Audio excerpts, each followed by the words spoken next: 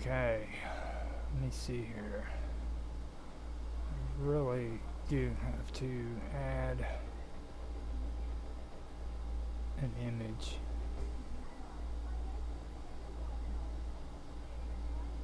Transform, fit the screen. Alright, so I am starting the stream up, testing out the audio. Sounds like it's coming form. There we go. Sounds good. Let's go to my channel on DLive, see what it looks like. Yeah, there we go. Alright, so sounds good on the audio for DLive. It's coming form. Okay, YouTube sounds good. Now I've got to try audio for for Odyssey. Form. Sounds good. Hit freaking refresh on Rumble. Or for Odyssey. Right, all the audio is sounding good. I am going to start my episode of WoW here in about 10 minutes, so we should be set up and ready to go. I've got to get my notes out, and I believe we will be ready to go. After I do that, what I want to do first is get a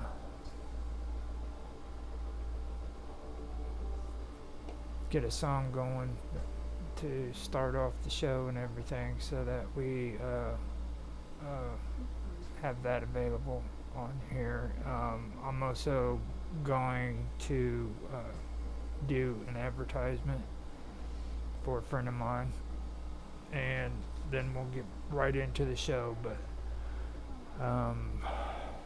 first, let me go grab my coffee and everything. I believe I have everything set up and ready to go. We just have to wait for the other panel members to show up, and hopefully they do. If not, don't worry about it. I do have the talking points and everything that I have, so we can get that going. So don't worry about it. Oh, John's actually got a song out. Just checked it on Discord. So here we go. Let me get back into general, and I will be back.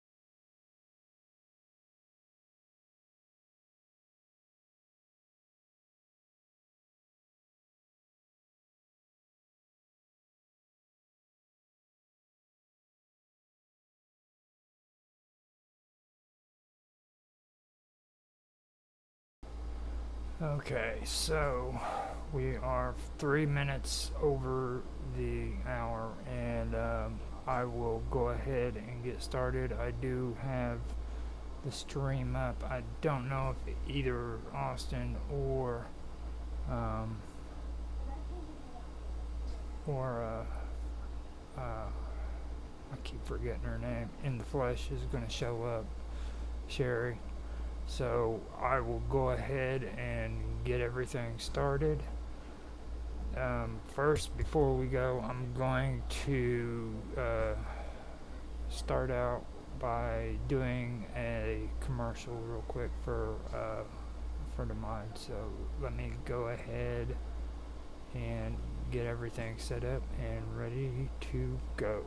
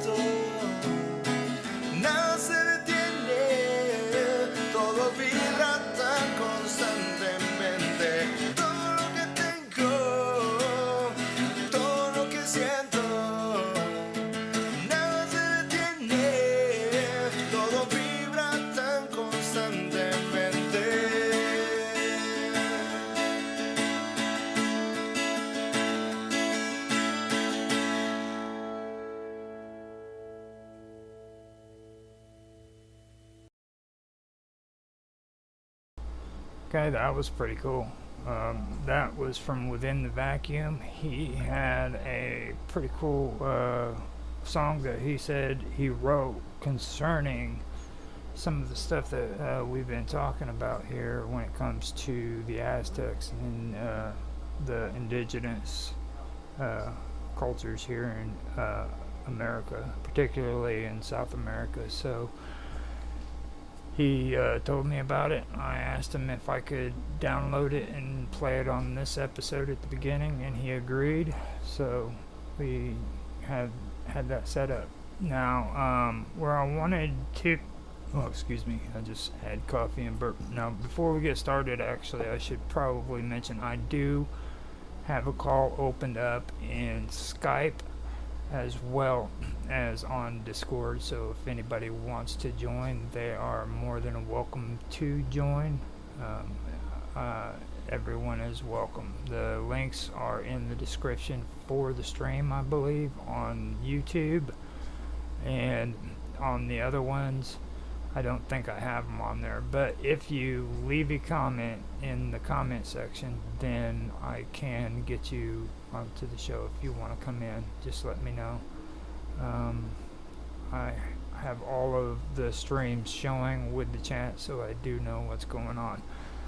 Now, with all of that being said, I guess I can get on with the show, and where we left off, we were in the last episode, we were talking about Tiamat, and how Tiamat continued, or had the deity gods, and they continued to reproduce and produce other gods as well in the ancient world of Sumeria.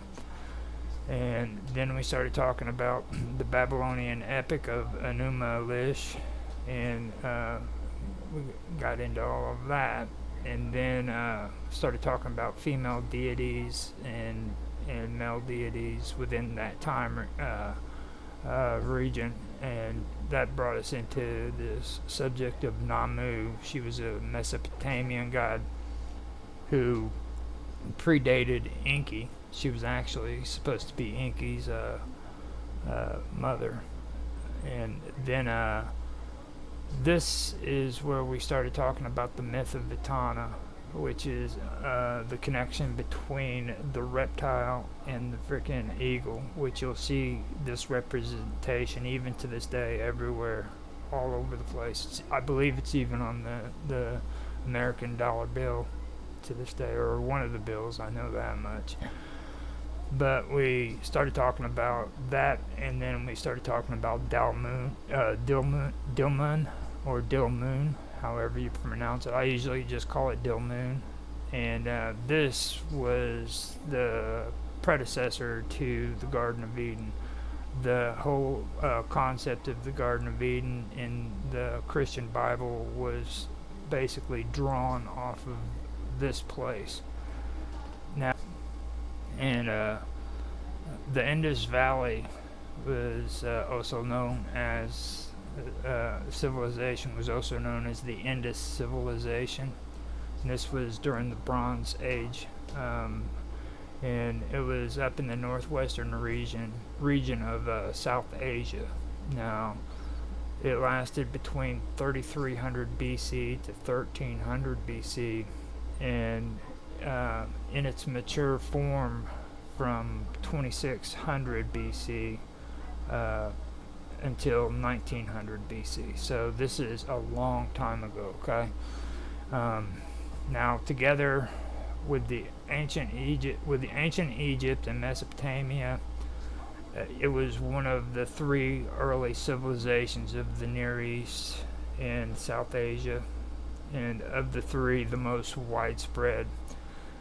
Its sites spanned an area from much of the modern-day Pakistan to parts of northwestern India and northeast Afghanistan.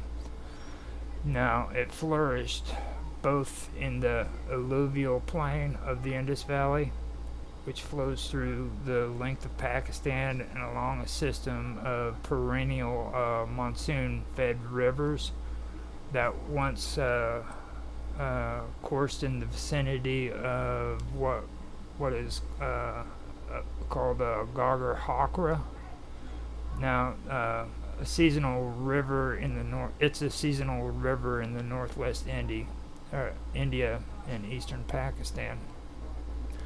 Now, the term Harappan is sometimes applied to this civilization, and that's because it was discovered. The site was discovered called Harappa, and they named this civilization after that site that was found. It was the first excavation in the early 20th century, and during that time, it was a part of the Punjab province, and this was during the British India thing, and now it's just Punjab, and it's in Pakistan. Now, discovery of Harappa was the first one, but then soon after they had Mohenjo-daro, and that's the one that's more popular, the one that more people talk about. And it is a pretty interesting site, but that's not what the civilization was named after, because Harappa was first before Mohenjo-daro. I have a hard time pronouncing that. Now that was the culmination of work that had begun after the founding of the Archaeological Survey of India in the British Raj, and that was in 1861. Now there were earlier and later cultures called early Harappan and late Harappan in the same area. I do want to point that out. Now, the early Harappan cultures were populated with Neolithic cultures, and the earliest and best known of which is named after Magar in Balochistan, Pakistan. Now, Harappan civilization is sometimes called that Harappan civilization is sometimes called the mature Harappan. It's to distinguish it from the earlier cultures. So sometimes you'll hear it being called mature Harappan, and there's a lot. They have it distinguished between different eras, basically. Now, the cities of the ancient Indus were noted for their urban planning. They built brick houses. They had elaborate draining systems, water supply systems, clusters of large non-residential buildings, and techniques of handcraft and metallurgy. Now, they have some pretty cool videos that you can watch too, about documentaries on this region, and they'll kind of show you what they're talking about when it comes to this elaborate draining system and water supply systems. They loved water, and they even distinguished the water from the sky from the water that's on Earth. And I can't remember which one was the more holiest. I believe it was the rainwater, which was the most valuable of them.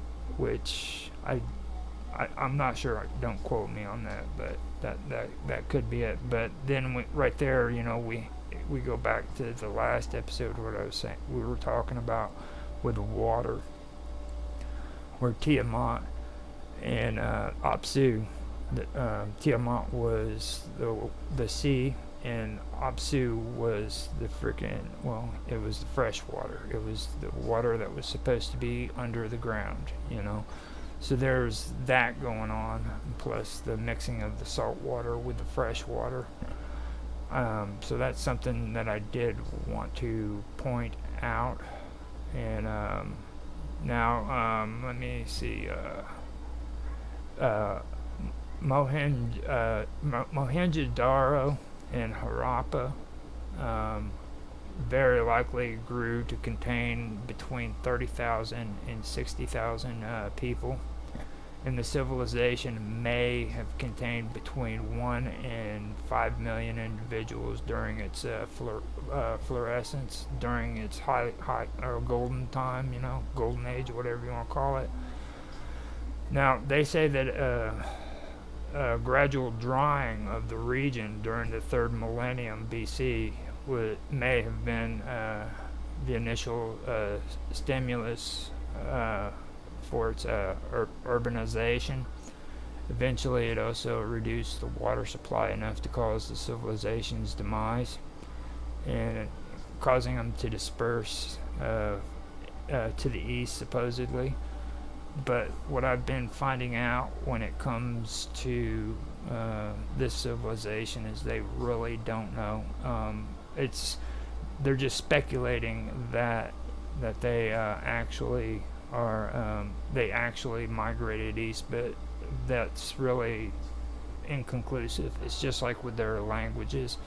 They've found tablets and scripts that show their writing, but linguistics and archaeologists and all of these cool people who do the research there to try to figure out languages have yet been able to read what they're saying. So I brought this up in the last episode where with the Sumerians, they have this language that is separate from all of the languages that we have today, which means our languages don't connect to the Sumerians, and they're not connected to any languages within that region. It was like it just sprung up and then disappeared without an origin and without, growing on to other languages, which to me is kind of odd. But then we come along to the Indus Valley, and we learn of this civilization who has a writing system, which and let me distinguish this. There is a difference between a writing system and a language. A language is what comes out of your mouth, the spoken word, and then there's the writing system. So they have this writing system that they can't interpret. They can't find out, okay, this is what this is saying, and this is what this is saying. And I believe they're coming along, but they haven't got it done well enough to where this language can be interpreted properly. So at least that's what my take is of it. I do enjoy doing the research and finding out about this stuff, but I think my slideshow stopped running. Let me go, wait a minute. So that is something that really stuck out to me. It shouldn't have ended, but it did, didn't it? Yes, it did. I am going to go ahead and just put my image back up. Sorry about that, guys. I didn't think that it was going to end like it did, but it did. Now these images, I also want to point out, are images that were given to me by Mr. Robot on Minds.com, so I'm going to give kudos to Mr. Robot. These are very good images. I turned around and made slideshows for him, and I ended up sending him copies of those so that he could have them if he wants to use them. He did a really good job. So I ended up, okay, so let me get back to what I was talking about with the Indus Valley. Now, like I said, it's actually a mystery when it comes to this civilization. And I also said in the last episode that this civilization was unique because when they went in to do archaeological research on this place, they didn't find any kind of evidence that there was battles that had taken place, that any of their freaking villages or their cities had fallen victim of a freaking attack. So there was no signs of war or violence or anything whatsoever, and that right there by itself is pretty unique because there's not I don't think there's any other civilization or culture out there that has ever had this happen. And this is the only place that I've ever heard of where these findings have been found, and it seems pretty amazing to me, if you ask me, because of the region. This is the region that spawned the beliefs of Hinduism, Buddhism. You have also the black sheep of the family that everybody seems to forget, which is the Zoroastrians, and you could call him the brother of Hinduism or Buddha, or the brother of Buddhism, really. So you had these three cultures, and then you can't forget the Bon. They were all there. And also, when you look into those religions, there's strong connections to the Indo-Europeans and their belief systems. And there's also mention of Buddhism being influenced by Alexander the Great when he came in. But there's one thing that really stuck out to me with all of this. Like, this region, the valley where it's located at, would have been the exact place where Genghis Khan would have came to the borders of India. And that story is really amazing, because if you do research and you find out about Genghis Khan, Genghis Khan was a conqueror, and he ruled over the Golden Horde, and they went from one region to another, just conquering one village after the other, and that was what they were into. But when they reached the borders of India, in this area somewhere, Genghis Khan decided not to venture further. He turned away and went the other direction. He didn't even try to conquer India, and that would have placed him somewhere in this area. And I find that as kind of strange when it comes to that. And then you look at the Indus civilization, where there's no evidence of any kind of destruction, any kind of war, and things of that nature. So that kind of stuck out to me whenever I was doing my research. It was like a snap of the finger. It dawned on me, So I did want to bring that up and bring it into play. That probably doesn't really span over the original talking points that we were talking about, because Sherry had mentioned the shape of a dragon being in the terrain around the Grand Canyon, but and like I said, with the stuff that we were discussing, you make your own decision if you think that's true or not. The thing that I do know is there's always been a connection between the serpent and the bird, and these talking points that I have kind of goes into all that. And I also mentioned that this civilization, there's no evidence to prove that they all just migrated into India. They could have been dispersed into different parts of the world, and this would be a good chance to kind of go over some of the stuff that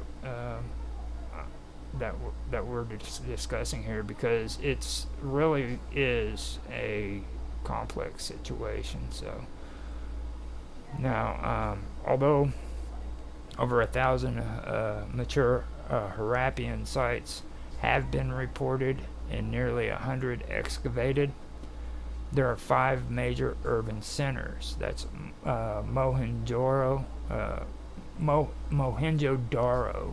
in the lower Indus Valley, Harappa in the western Punjab region. Then there's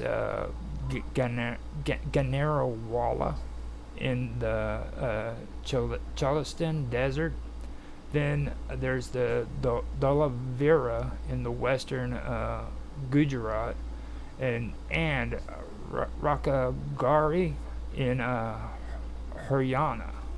Now, the Harappan language is not directly attested, and its affiliations are uncertain, as the Indus script has remained undeciphered.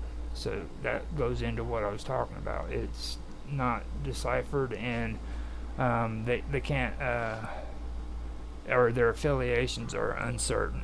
Now, there are a lot of different languages that people know do come out of that region, but this right here, there's no affiliations to them. You know what I mean? And because they can't figure out the language, they can't figure out the writings on them.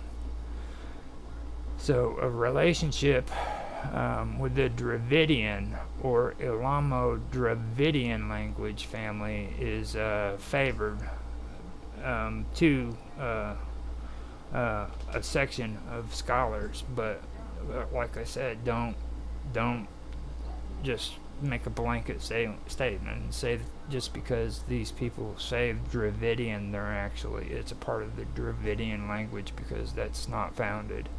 Okay.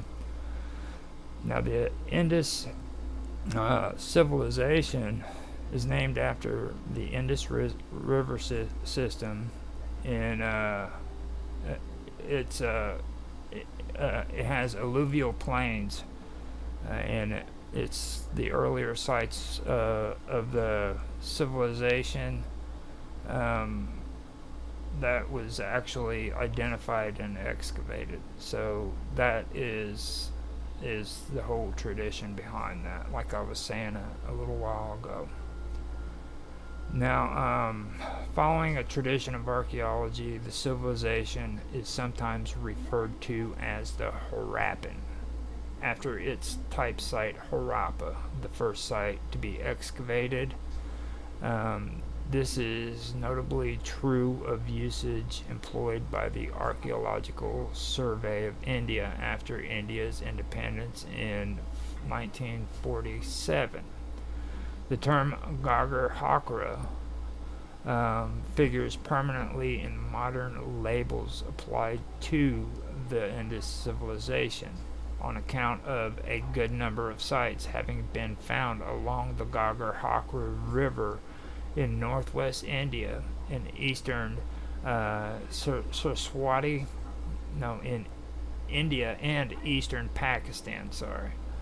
The term Indus Sarasvati civilization and Sindhu Saraswati civilization have also been employed in the literature by supporters of indigenous Aryanism.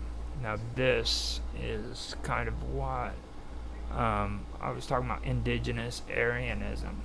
Okay, now India has a national movement that's going on right now where they are wanting to they're wanting to find scientific evidence that proves their culture and their beliefs and their religions all originated within India and not from outside sources. That's what they're talking about when they say indigenous Aryanism. After a positive identification of Gagar Hakra with the river Saravati described in the earlier chapters of the Rigveda, a collection of hymns in archaic Sanskrit composed of in the 2nd millennium BC, which are unrelated to the mature phase of the Indus Valley civilization. So these writings are supposedly not related to the mature phase of the Indus Valley civilization, but it still goes back to these people can't interpret frickin' the Indus Valley civilization's texts or understand their language yet.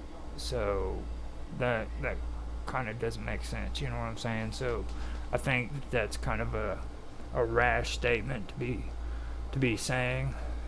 it's kind of premature, considering they first have to figure out what it was that the Indus Valley spoke and be able to interpret them, you know.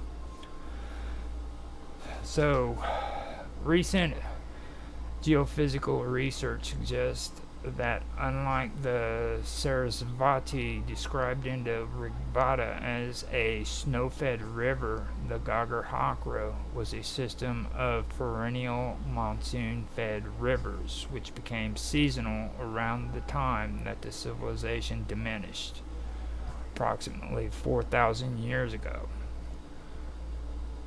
Alright, so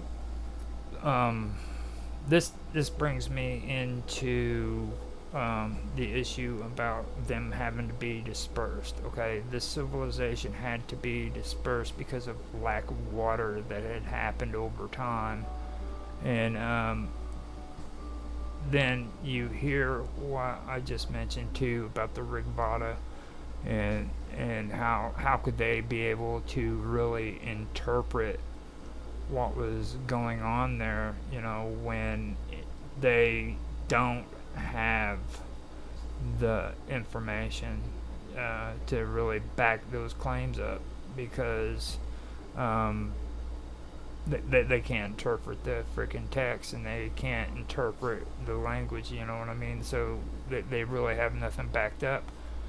And the Indus civilization had to migrate out, according to their research, to the east, and it was because of lack of water and frickin' well, basically, you know, global warming, I guess, if you want to call it, which was regional in that area. You also see this in the Fertile Crescent. Now, right there, since we were talking about the Sumerians, right there where the Sumerians were, and eventually the Babylonians and Assyria, all the way up to the Levant, this was referred to as the Fertile Crescent. And in this region, it was a fertile crescent, you know. They have stories of wild lions that used to run loose in the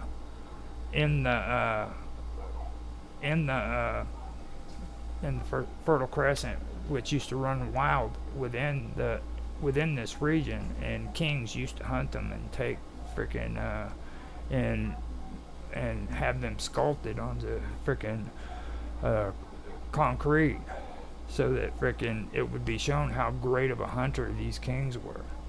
Then you had the cedars of Lebanon, you know, which everyone in the known world back then would travel to, just so they could get this lumber, so that they could build with it. Now they're all gone. You take a look at you take a look now at the Indus Valley, and the Indus Valley apparently went through that same kind of situation, causing the Indus Valley, or the Indus civilization, to migrate eastward or wherever they went. All right. When this happened, anything could have happened. These people could have ended up in frickin' America. These people could have ended up in India. They could have ended up in Mongolia.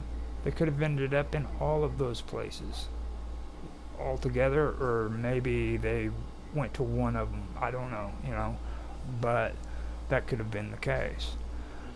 Now, even though that's a good topic, I want to get focused on this same thing that happened there, that happened in the Middle East, about everything turning to desert and drying up.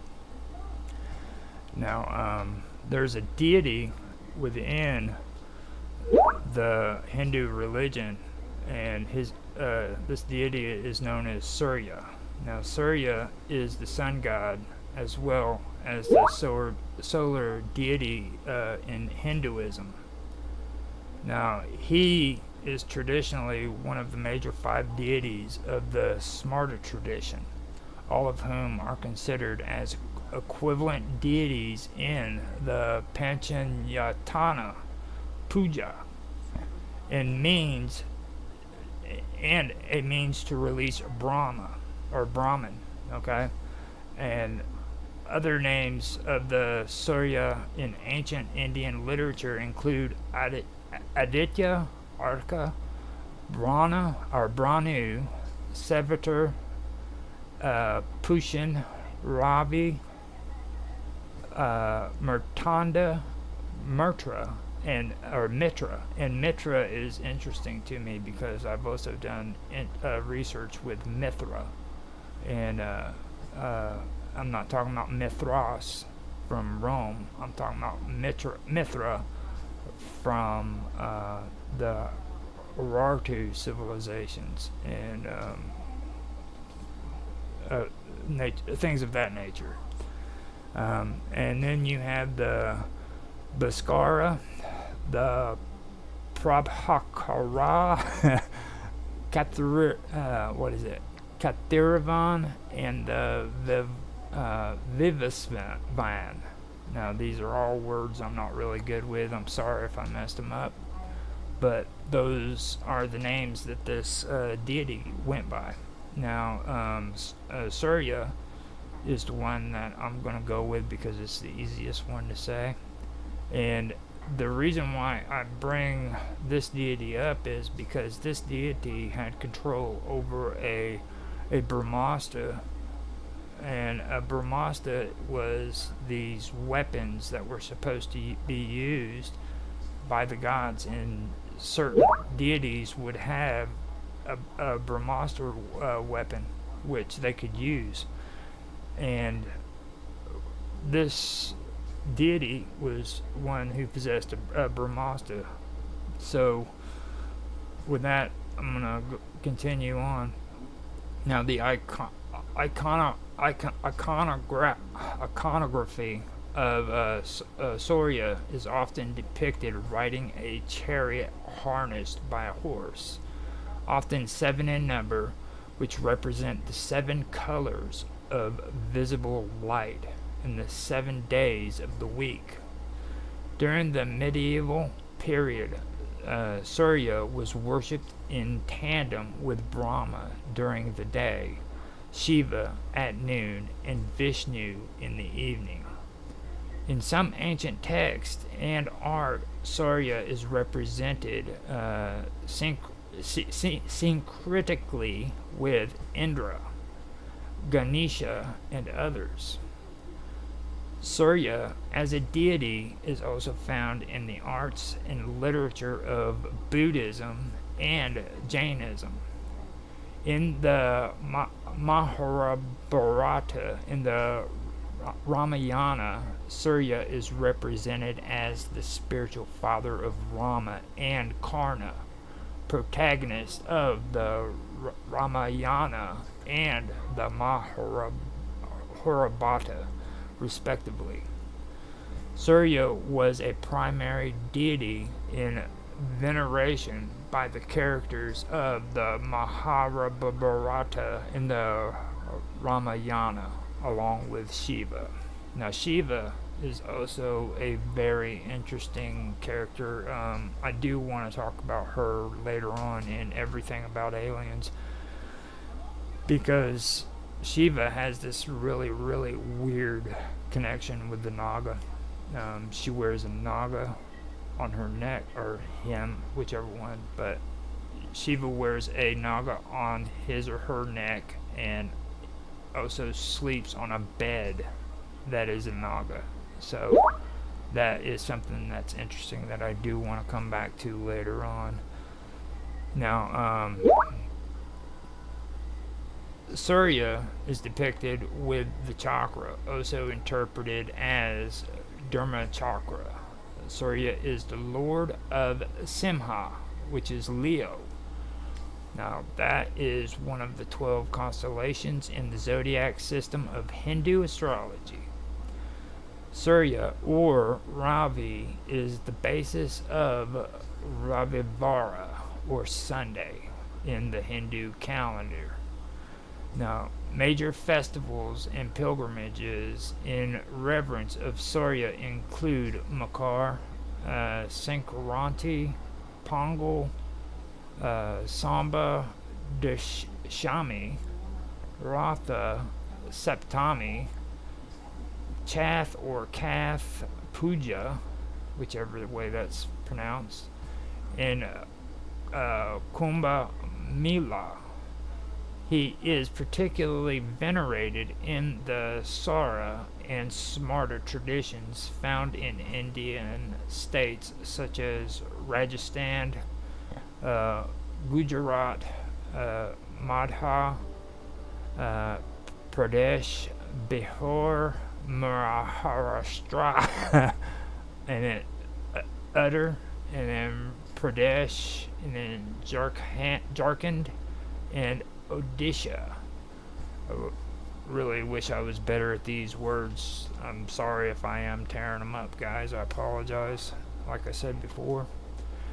Now, having survived as a primary deity in Hinduism longer than most of the original Vedic deities, the worship of Surya declined greatly around the 13th century, perhaps as a result of the Muslim destruction of sun temples in North India. Now, new sun temples virtually ceased to be built, and some were later repurposed to a different deity, which was common in it was common in other cultures too. I'm really amazed with the freaking the Great Pyramid, to be honest, because a lot of people don't realize that a lot of that shit on the Great Pyramid was taken away and repurposed for other things, and it's still there, so you're not looking at the full complete freaking pyramid. You're actually looking at what was left after everybody took the shit they wanted, you know what I mean? So that right there is just one thing about the Great Pyramid that is so amazing, besides the fact of how big it is and freaking the mystery behind it. But like, people were actually stealing shit off the side of it, and it's still there, that's pretty cool. So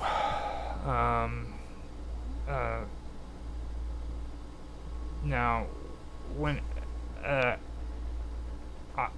like I said, they were repurposing the temples and everything for other places of worship and everything. So they were taking these temples and they were repurposing them.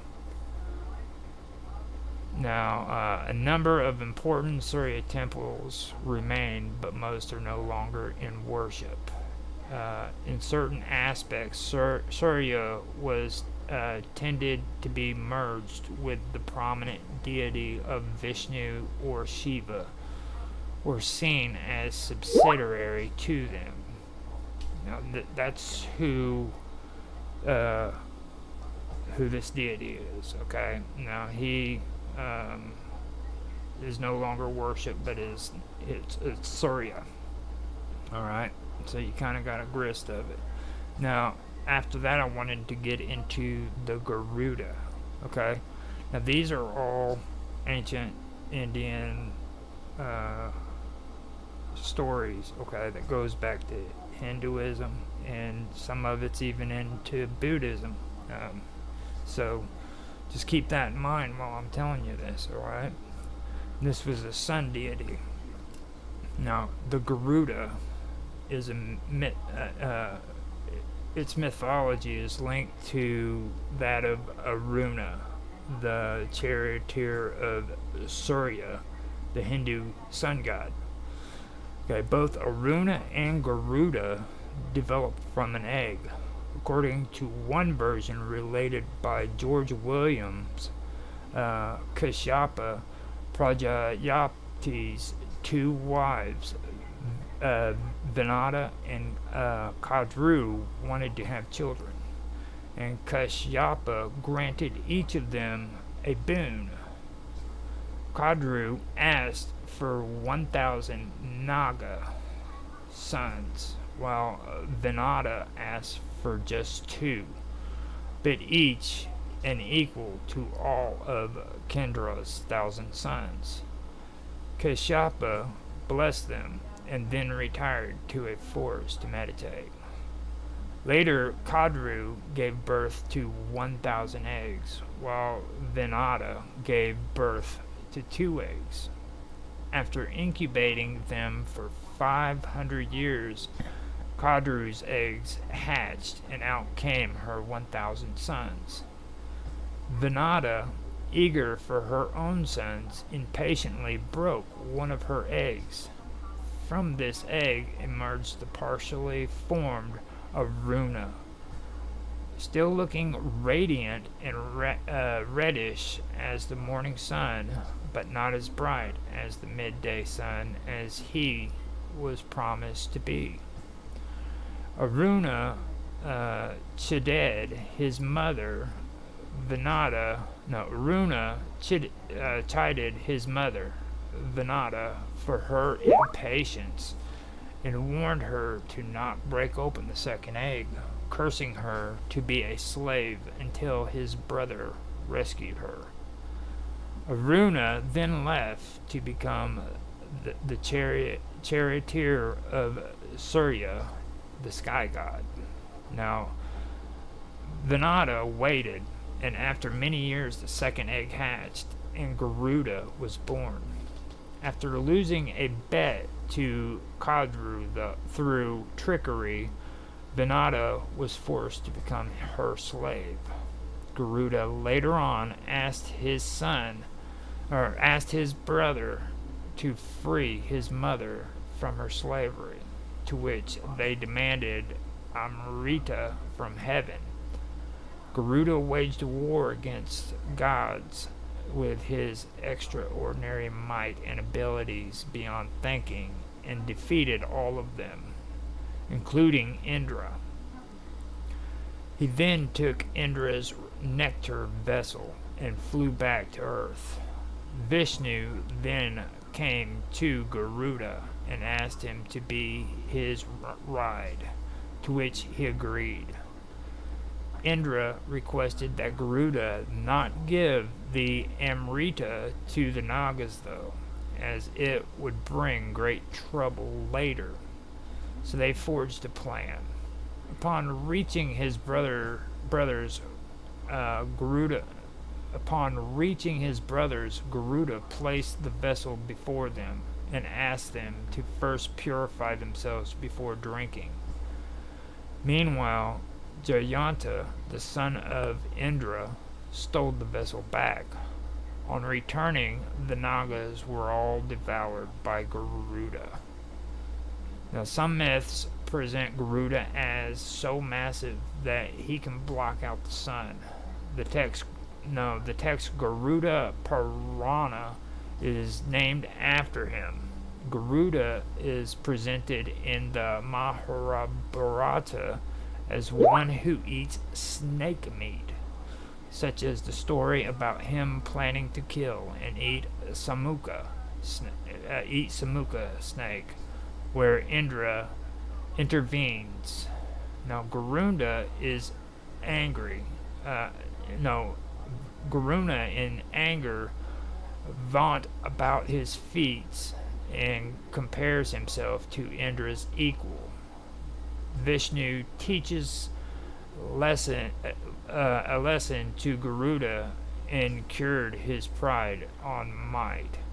Garudas are also a race of birds who devour snakes in the epic. So we have the birds, and then we have the reptiles. Okay, and this goes traditionally within this culture of Hinduism. And like I said, there's no evidence proving or disproving that this stuff is right or it's wrong, in my opinion. Okay, these are very old texts with very old traditions. And then we take it back to what I was discussing before when it comes to the Indus Valley. You know, these people's language, people don't know anything about it. The the one thing that really sticks out to me when I think of the Indus Valley is when they talk about oh god, I forgot the damn name of it. Oh my goodness. when they talk about freaking okay,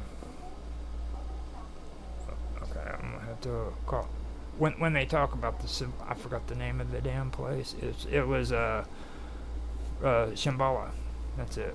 When they speak of Shambhala, you know, I really that sticks out to me, and I don't know if anybody else connects the dots because I don't hear people talk about this kind of stuff when it comes to the folklores or the myths or the frickin' religions, belief, whichever one you want to call it, of the Hindus or the Buddhists. You know what I mean?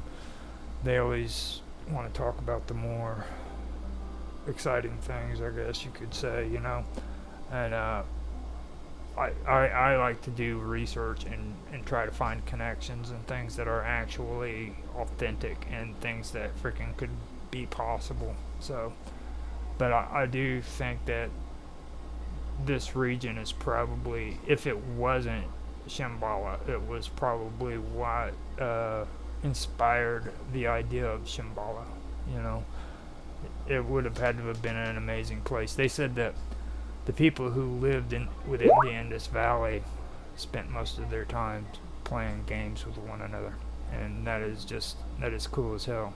I mean, in my opinion, you know, these were peaceful, loving people. So, since I didn't get any guests to the show, I think I can probably call it quits here. I believe that we do have an hour. You know, we got an hour of stream for the show, so I could go ahead and end it here. When I come back in, though, I really do want to finish this off. I want to go through and discuss the Thunderbird. And after the Thunderbird, I would also like to discuss Quetzalcoatl, which is another topic. And like I said, you know, with the Indus Valley and their beliefs, I personally think that if I mean, they could have had people coming from that region that ended up making it to what we call America today. You know, you never know.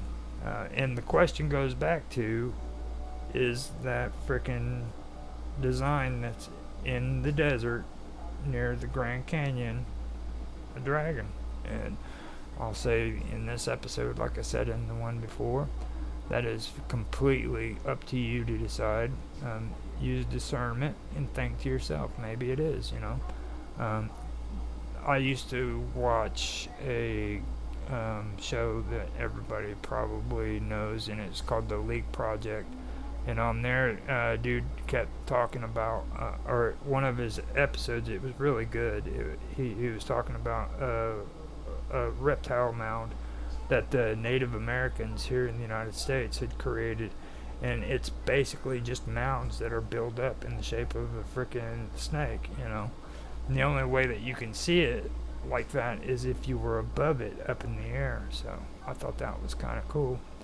So these are good topics to bring up. And like I said, I'm gonna end it here, and we can come back to this later on and freaking enjoy watching the show. You know, maybe I can get my guest on here, and we can get something started. So before we go, though, I am going to play Within the Vacuum song again for you guys so that you can enjoy it. So hopefully you do enjoy it.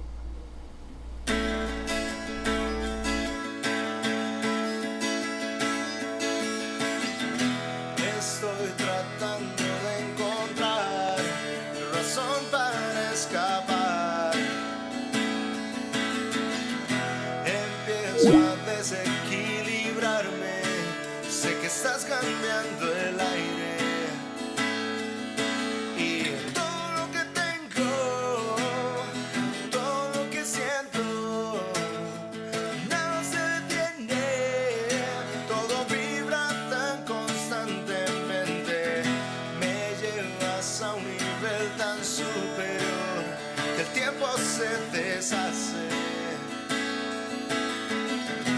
Sé que dominas todo alrededor, la polaridad del viaje.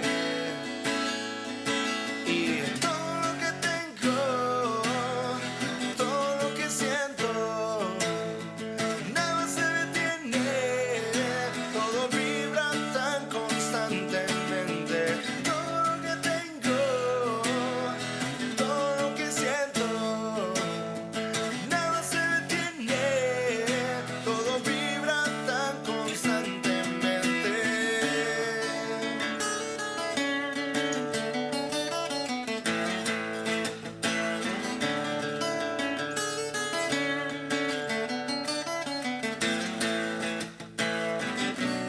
Entrando a un plano tan espectacular, ahí estabas, rodeada de deseos y el control de mi mente, de todo lo que tengo, todo lo que siento, nada se detiene. Todo vibra tan constantemente. Todo lo que tengo, todo lo que siento, nada se detiene. Todo vibra tan constantemente.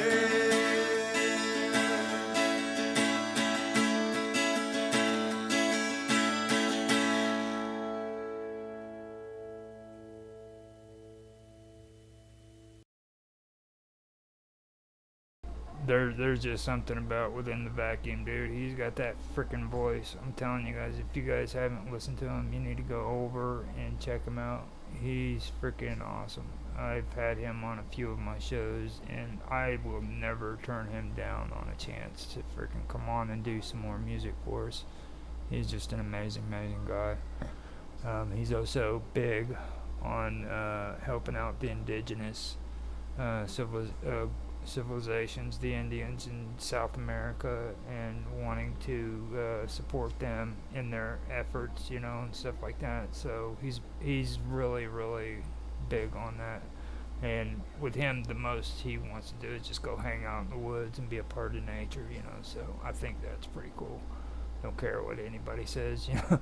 Now, with that being said, I do want to thank Hands P on DLive for making a comment and showing up and listening. I also want to thank Lee B6 off of YouTube for showing up and making a comment and being a part of the show. I appreciate that very much.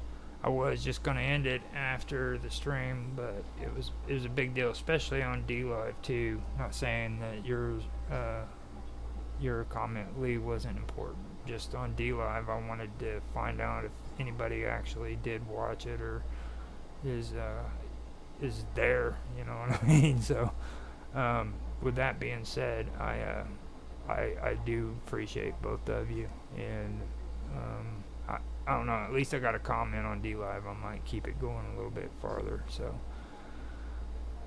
with that being said, I'm going to end this, and I hope you guys enjoyed today's episode.